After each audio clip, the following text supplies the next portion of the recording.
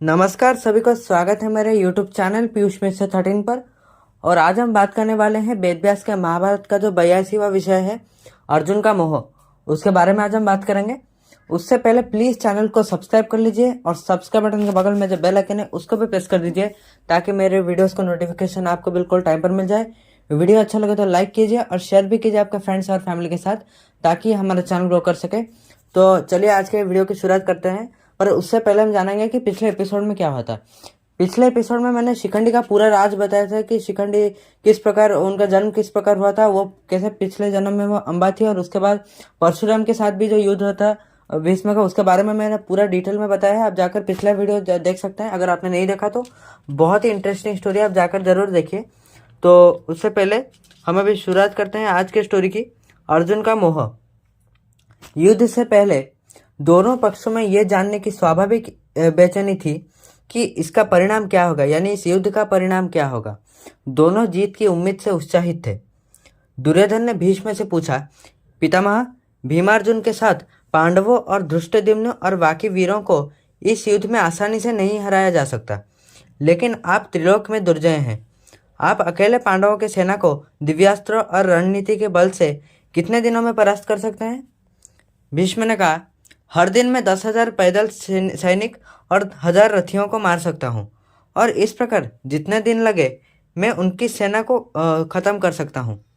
लेकिन अगर मैं अपने पास मौजूद सभी दिव्यास्त्रों का प्रयोग कर लूँ तो 1 महीने के भीतर विपक्ष की सारी सेना नष्ट हो जाएगी।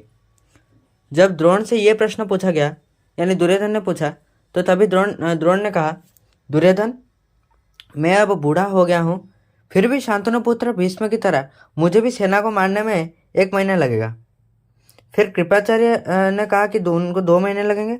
अश्वत्थामा ने कहा 10 रात में ही वो मार लेंगे। मतलब किस लेवल का उनका कॉन्फिडेंस था कि जहाँ पर भीष्म और द्रोण भी कह रहे थे उनको 1-1 महीने लगेंगे, अश्वत्थामा कह रहे थे मैं 10 रात में ही समाप्त कर दूंगा ये युद्ध। और कर्ण तो और भी थे। कर्ण ने कहा कि मैं 5 दिन में शत्रु सेना को नष्ट कर सकता हूँ, उसका उन्होंने दावा किया। पांडवों के गुप्तचर ने जब ये समाचार युधिष्ठिर को दिया तो युधिष्ठिर चिंता में पड़ गए। युधिष्ठिर को इस हालात में देखकर अर्जुन ने थोड़ा सा श्री कृष्ण की ओर देखा और कहा, आपको चिंता करने की कोई कारण नहीं है। श्री कृष्ण की सहायता से मैं क्षण भर में कौरवों का नाश कर सकता हूँ। अर्जुन की तुणीर में जो महान अस्त्र था उसके बारे में कोई नहीं जानता था, क्योंकि किराटवेशी पशुपति शिव यानी महादेव के साथ जब अर्जुन का भीषण युद्ध हुआ था उसके बारे में अभी अर्जुन ने बताया कि उनके अस्त्र के बारे में अर्जुन ने अभी बताया कि पशुपति शिव के साथ मेरा जो भीषण लड़ाई हुई थी उससे संतुष्ट होकर उन्होंने मुझे अपना विनाशकारी अस्त्र दिया था। इस पशुपतास्त्र के बारे में भीष्म, द्रोण, कृप, कर्ण, अश्वत्थामा कोई भी नहीं जानता। लेकिन धर्मराज, किसी सामान्य युद्ध में इस हथियार का उपयोग करके त्रिलोक में भय फैलाने की आवश्यकता नहीं है। मैं कौरवों को साधारण युद्ध में परास्त कर दूंगा। जब धृष्टद्युम्न, भीमसेन, सात्यकी, अभिमन्यु, खास करके श्री कृष्ण आपके साथ है तो आप चिंता क्यों करते हैं? ये सब बात अर्जुन ने यहाँ पर युधिष्ठिर को बताई।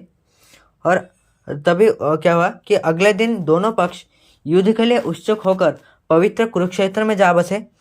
इस युद्ध में जम्बूद्वीप यानी भारत का जब पहले समय में नाम जम्बूद्वीप था, यहाँ पर जम्बूद्वीप के सभी राज्य के योद्धाओं ने भाग लिया था। यानी भारत के जितने भी राजाएं थे उनके राजा और उनके योद्धाओं ने इस युद्ध में भाग लिया था।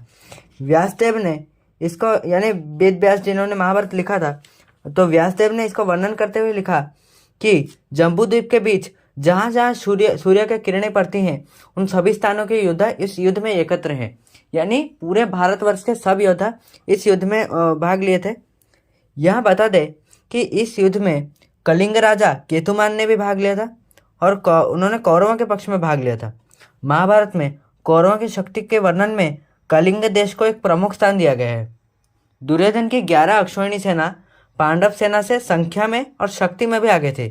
इस सेना जमावड़े के एक ओर से देखने पर दूसरी ओर दिखाई नहीं देता था। मतलब इतना विशाल सेना था कि अगर आप एक छोर पे आप खड़े होकर देखेंगे इस सेना को तो दूसरी ओर दिखाई नहीं देगी। युद्ध आरंभ होने से पहले इस विशाल सेना के प्रधान सेनापति ने सेनापति और योद्धाओं को बुलाया और संबोधन किया। यानी दोनों ही पक्ष के यहाँ पर उनके प्रधान सेनापति आए और उन्होंने दोनों ही सेना को संबोधन करते हुए कहा कि हे योद्धागण, युद्ध क्षत्रियों का महान धर्म है। आपके सामने स्वर्ग का द्वार है, जहाँ से आप इंद्र और ब्रह्मा का दर्शन और उनसे मिल सकते हैं। ययाति नहुस की तरह तुम्हारे पूर्वज भी इसी मार्ग पर चले हैं, इसलिए दृढ़ हृदय से लड़ो और अपना गौरव पाओ। घर में बीमार होकर मर जाना एक क्षत्रिय के लिए स्वीकार्य नहीं है। शस्त्रों के साथ युद्ध में जीवन दान करके वो यश प्राप्त करता है। भीष्म के ध्वज पर 5 सितारे और ताड़ के पेड़ का चिन्ह था। ताड़ का पेड़ क्या है, मैं वो उसको हम पाम ट्री भी कहते हैं, और उसका मैं अगर कोई पिक्चर मिले तो मैं भी अभी वीडियो में यहाँ पर डाल दूंगा, आप देख लीजिएगा। और द्रोण के ध्वज पर कमंडलू और धनुष का वहाँ पर उनका चिन्ह था। और कमंडलू भी क्या है, वो एक प्रकार का है कि जैसे हमने पिछले काल में देखा है कि ऋषियाँ किस प्रकार से एक यहाँ पर पात्र होता है जहाँ पर कि वो पानी लेकर चलते हैं, आप उनके साथ हो सके तो उसका भी पिक्चर मैं डाल दूंगा वीडियो में, आप देख लीजिएगा। और अश्वत्थामा के ध्वज पर शेर की पूंछ और दुर्योधन के ध्वज पर एक नाग था।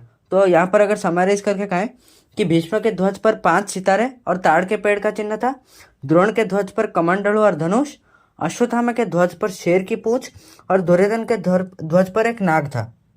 प्रत्येक प्रमुख योद्धा कई प्रसिद्ध योद्धाओं से घिरा हुआ था जो उनके अंगरक्षक के रूप में काम कर रहे थे। अर्जुन के रथ की विशेषता थी कि उनके रथ पर एक कपि यानी बानर बैठा हुआ था, इसलिए उनके रथ को कपिध्वज रथ कहा जाता है। और ये कपि कोई और नहीं बल्कि स्वयं महावीर हनुमान थे। उन्होंने प्रसन्न होकर कुंती पुत्र को विजय का आशीर्वाद देते हुए उनके ध्वज पर वो विराजमान हुए थे। और इसकी जो पूरी कहानी है कि हनुमान क्यों हनुमान जाकर अर्जुन के ध्वज पर विराजमान थे, उसकी कहानी मैंने चैप्टर 51 वाले वीडियो में बताई है। आप जाकर मैं उसका लिंक डिस्क्रिप्शन में दे दूंगा, आप ये वीडियो देखने के बाद वो जाकर आप देख सकते हैं। बहुत ही इंटरेस्टिंग स्टोरी है, आपको जरूर मजा आएगा। भीष्म के नेतृत्व में लड़े गए युद्ध में शिखंडी की महत्वपूर्ण भूमिका थी, इसलिए पांडव का शिखंडी को सुरक्षा देना अनिवार्य था और कौरवों के लिए उनका हत्या अनिवार्य था। शिखंडी हमेशा अर्जुन के पास थे और उनके द्वारा सुरक्षित थे। दुर्योधन ने दुशासन से कहा, भीष्म को बचाने के लिए हमें शिखंडी को मारना होगा और भीष्म की रक्षा के लिए योद्धाओं को नियुक्त करना होगा। उचित सुरक्षा के बिना एक शेर को भी गिदड़ नष्ट कर सकता है। भीष्म जैसे नरसिंह को शिखंडी जैसे गिदड़ द्वारा ना मारा जाए, इसका ध्यान दो। कौरव की विशाल सेना देखकर युधिष्ठिर घबरा गए। उन्होंने सोचा कि भीष्म और द्रोण जैसे अजय योद्धाओं से सुरक्षित इस सेना को हराना तो दूर की बात है, इसे भेद करना भी असंभव उनको लगा। अर्जुन ने उनको जीत का आश्वासन देते हुए कहा, आपने धर्म का मार्ग स्वीकार किया है, इसलिए आपके मन में कोई संकोच नहीं होना चाहिए। बुद्धि और बल से बहुत संख्या वाली सेना को कम क्षमता वाली सेना हरा सकती है। जो सिर्फ बल को आश्रय करके विजय की इच्छा रखते हैं वो विजय प्राप्त नहीं कर पाते, क्योंकि जीत हमेशा धर्म की होती है। जहाँ धर्म है वहीं विजय है। युधिष्ठिर के मन में शायद अभी भी थोड़ी सी संकोच थी। ये सोचकर अर्जुन ने कृष्ण की ओर इशारा करते हुए कहा, जहाँ कृष्ण है वहीं विजय है, क्योंकि जहाँ धर्म है वहीं कृष्ण है। विजय हमेशा कृष्ण की अनुगामी है। अर्जुन ने युधिष्ठिर को ऐसी सलाह दी थी, फिर भी जब युद्ध का समय आया तो खुद अर्जुन ही उदासी में फंस गए और युधिष्ठिर के मन में तो शत्रु के शक्ति के प्रति भय हो गया था। पर अर्जुन यहाँ पर शत्रु की शक्ति से नहीं भयभीत थे, उनके मन में मोह सृष्टि हो गई थी। यानी वो अब उनके मन में मोह ये सृष्टि हुई थी कि वो सोच रहे थे कि मैं कैसे अपने परिवार के लोगों को मार सकता हूँ इस युद्ध में और कैसे अपने रिश्तेदार के खिलाफ युद्ध करूँगा। युद्ध से पहले कृष्ण के परामर्श पर दुर्गा माँ की आराधना करके जब अर्जुन युद्ध स्थल में गए, तब उन्होंने सारथी श्री कृष्ण से कहा, हे कृष्ण, मैं उन लोगों को देखना चाहता हूँ जिन्होंने इस युद्ध में भाग लिया है, इसलिए मेरे रथ को दोनों सेनाओं के बीच में स्थापित करो। पर जब श्री कृष्ण ने दोनों सेनाओं के बीच अर्जुन के रथ को रखा, तब अर्जुन कौरवों के पक्ष में संबंधियों को देखकर मोह में पड़ गए।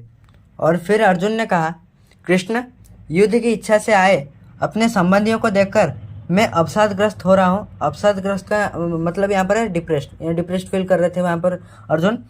और अर्जुन ने यह भी कहा कि मेरा गला सूख रहा है, शरीर कांप रहा है और रोंगटे खड़े हो रहे हैं, मेरे हाथ से गांडीव धनुष गिर रहा है। हे मधुसूदन, मैं अपने रिश्तेदारों का विनाश करके राज्य हासिल करने और पृथ्वी पर शासन करने की इच्छा नहीं रखता। क्या हम धृतराष्ट्र के पुत्रों को मारकर प्रसन्न होंगे?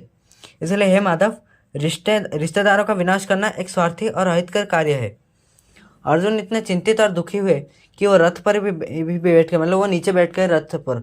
और अर्जुन की ये अवस्था देखकर श्री कृष्ण आश्चर्यचकित रह गए।